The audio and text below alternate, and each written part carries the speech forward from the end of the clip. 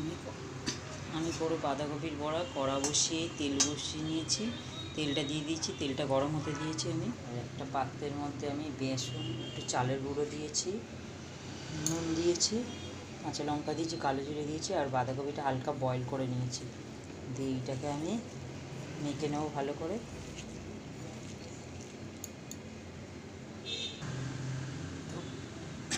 বাঁধাকপিটাকে আমি ভালো করে মেখে নিয়েছি, জল দিইনি, বাঁধাকপি যে জলটা ছিল সেটাই আছে।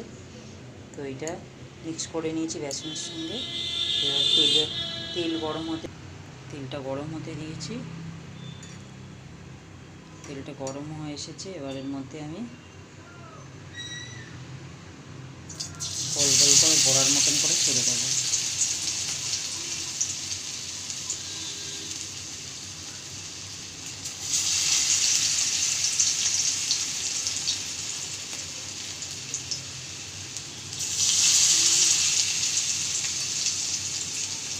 চালের গুঁড়োর পরিমাণটা দিয়েছিলাম অল্প করে দিয়েছি, জাস্ট।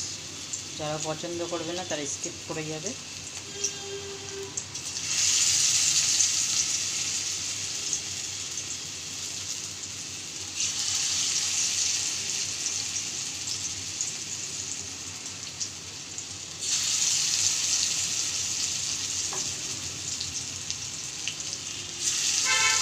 এটা আমি ভাজতে দিলাম, এটা আমি ভাজতে দিয়েছিলাম। এবার উল্টে দেবো। এক সাইডটা ভাজা হয়ে গেছে।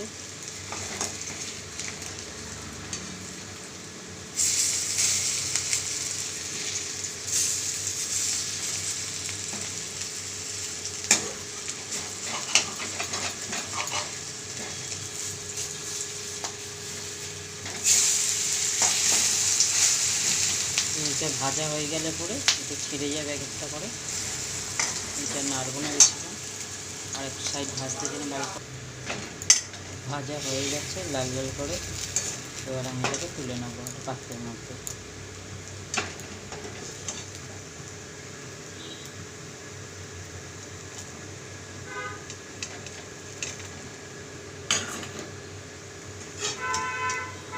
এটা একটা পাত্রেতে তুলে নিয়েছি। বাকি যে বড়াটা সেটাও আমি ছেড়ে দেবো।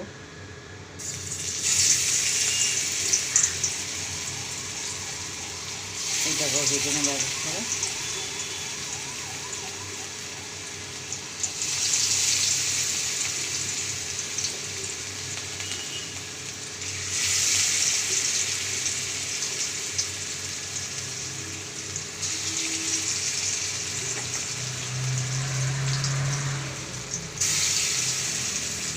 এটা ভাজতে দেবেন এক সাইডটা। এটা এক সাইডটা ভাজা হয়ে গেছে লাল করে। এবার আমি এটাকে উল্টে দেবো।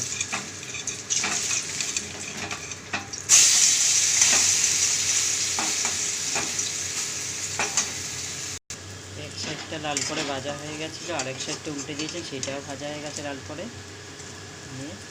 এবার আমি তুলে নেবো সব কটা।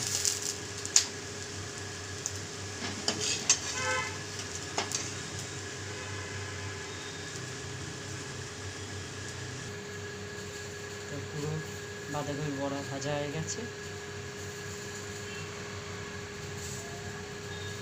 দারুণ একটা রেসিপি। ভাজাটা কমপ্লিট হয়ে গেছে, আমি পাত্রের মধ্যে তুলে নিয়েছি।